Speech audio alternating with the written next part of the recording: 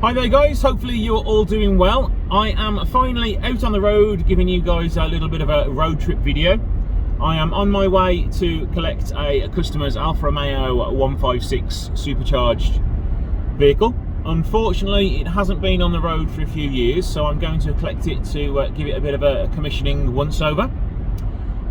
So I've still got 43 miles to go to get there, so the customer's emailed me, asked me to go and collect it. Minimum it needs an alternator, it's probably gone on a service, cam belt, and a good check over, and probably a few rust repairs, he has said. So when we get there, I'll give the car a once over on video for you, and then we can get it back to the unit and hopefully get it all sorted. So see you in a few seconds.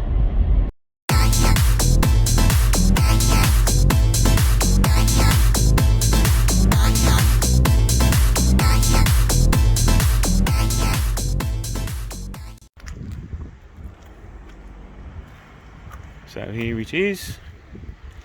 I was hoping it'd be the wide kit version, but it doesn't appear to be.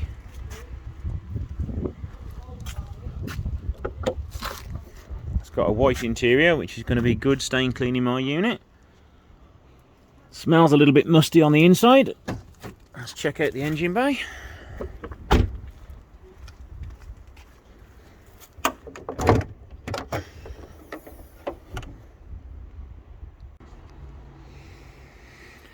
So it's all there. As you can see, we've got a little supercharger built in down there. We'll get it on the ramp and check it all out for you. So guys, it's all loaded up now. It is on the back. I was going to film a little bit more of a segment when I was picking it up, but one of the neighbours was there and he was looking at me like I was trying to half-inch it. So I felt a bit uncomfortable filming there, so I was like, yeah, no, we'll just get it loaded up. And my next plan was to get it to the services and do a little bit of video on the services, but motorway is really busy, services were really busy, jam-packed with lorries, so I was going to pull in there, film a segment, but no, a lorry driver insisted on chatting to me about my car trailer, so I gave up on that one. Just had a Greggs sausage roll and a Costa coffee. So I am back on the motorway, coming back now. I've got, what, about 70 miles left to go. I'll have a look at it while it's on the trailer, because I get a sneak peek underneath it. Not going to get a chance to get it on the ramp today anyway, but I'll probably do it within this video, and we'll have a little look underneath it while it's on the ramp, see what the rust's like, and have another look under the engine bay and see what's going under there. So join me in what will be a few seconds, but realistically for me it's going to be another hour and a half, 2 hours, so see you in a bit. That was a long drive back home, 3.5 hours. Oh, traffic on the M1 was ridiculous. There was a broken down crane which caused sort of 45 minutes of delay, so that didn't help at all. Right, back at the unit, so let's have a look around it. Well, you can tell from the right from the off it's been standing for quite a while because those brakes are rather crusty. Got the little Auto Delta logo on the side of the wing there. Bit of peel on the wings, the paintwork's rather faded. They're not scratches, that's just dirt by the look of it. Little scratch down there. Alloy wheels seem in fairly good condition. Rear brakes again are rather crusty. A little boot lip spoiler on there, I think that's an eBay special one. Fitted something similar to that to my GTA I had years ago. It's got a performance exhaust on the back. Again, yeah, some of the paintwork's looking a little bit tired. The roof looks okay. Normally there's lacquer peel on there as well. Yeah, there's lacquer peel on the roof as well.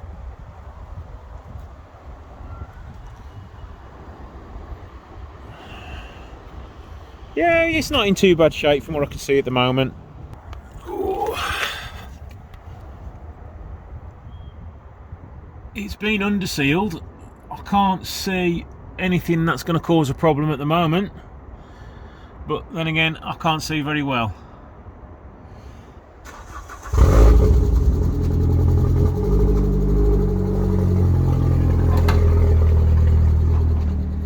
Just noticed it's got a front spoiler on it, and it's also got the GTA headlights.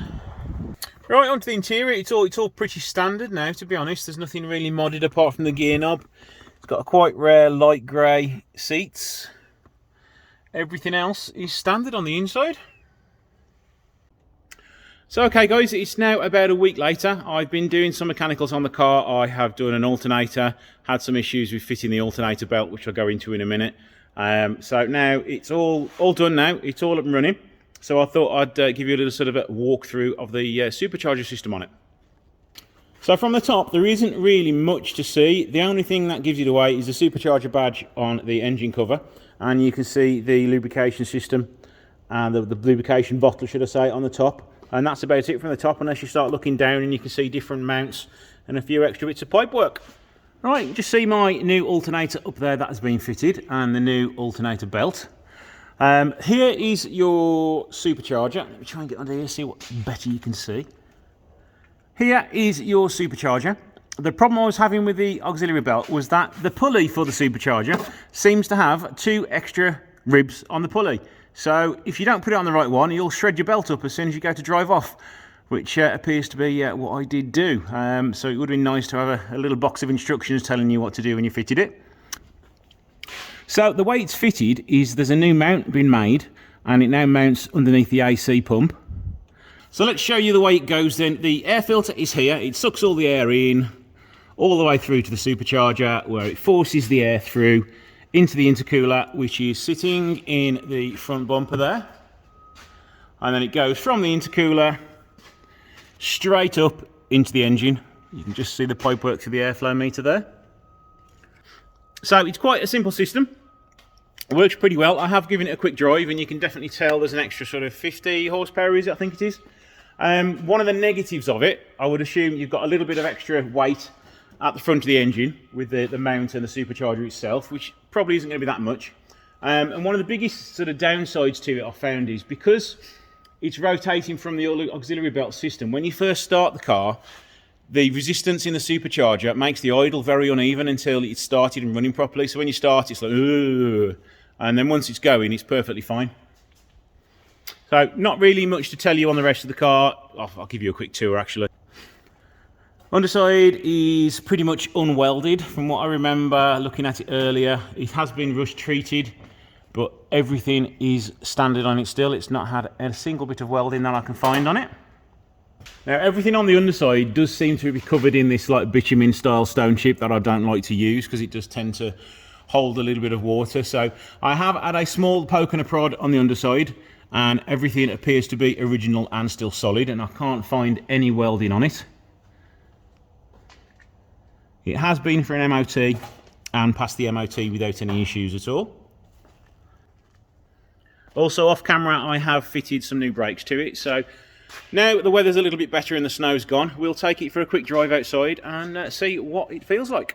Right, I've given the car a little bit of time to warm up. How does it drive? It doesn't drive any differently than a standard 156. It feels exactly the same. The performance exhaust gives a nice tone. It's not too in your ears as you're driving along at 30-40 miles an hour. Let's get over the usual bumps in the road.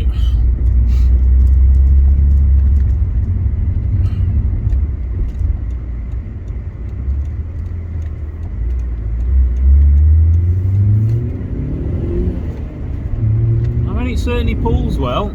To the speed limit, of course. You can definitely tell it's got a lot more power. Is it 4,000 or 5,000 pounds worth of power?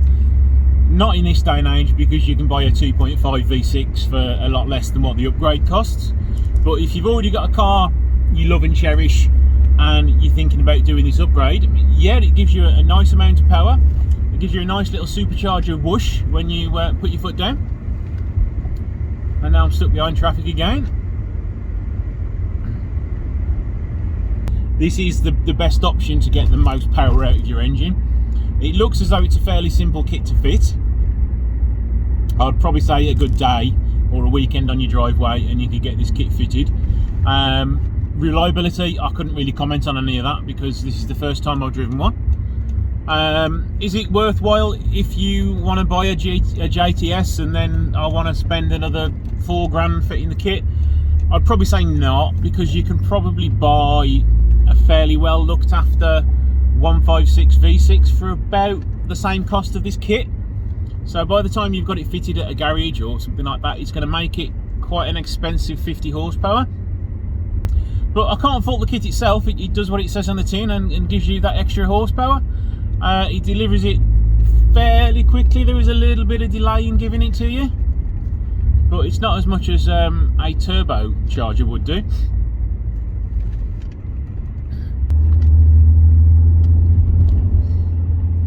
So as this is a customer's car, I'm not going mental in it. I mean, I'm going to keep the revs sort of below 5,000 revs and treat it nicely because it isn't my property.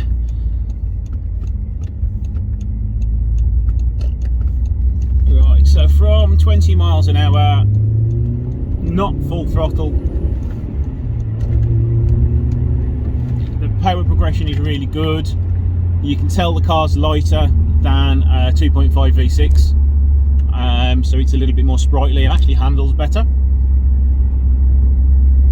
But yeah, it's perfectly fine. If you want to do this upgrade and you've got the money to do it, go ahead and do it. So there we go, guys, that was a short video on the Alfa 156 Supercharger. If you've got any questions about it, pop them in the comments below and I'll try to answer them for you. And as always, don't forget to like, share and subscribe, and I shall see you in the next video.